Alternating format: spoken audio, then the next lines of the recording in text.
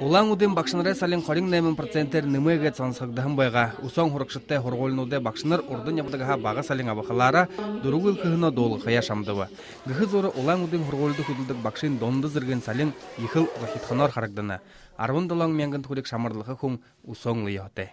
По новым стандартам в классе должно быть не больше 25 человек. К сожалению, хочу сказать, что у нас сегодня не во всех школах города эта численность у нас выдерживается. Но в Бурятии, наверное, в районах это возможно, но в городе Улаан-Үдэ пока сегодня... Багшихуне захиха салин абахын тулы һургуулин директор тус бирхешел задаш удулхаятте. Инде мунгу таалары шадда кутулбырлыкшыт керекте.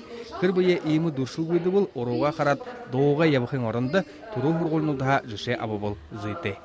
Если есть образовательные учреждения, в которых есть какие-то проблемы, я думаю, они будут подняты. И все это решаем в индивидуальном порядке. И многое зависит не только от администрации города Улаан-Үдэ, но и от позиции. Багшанар Буряад Республикын худылына хэн салин хумбухунда хырыкте. Байыржигнитов, Виктория Гмызина, Игорь Николайчук, Буряад Республикын.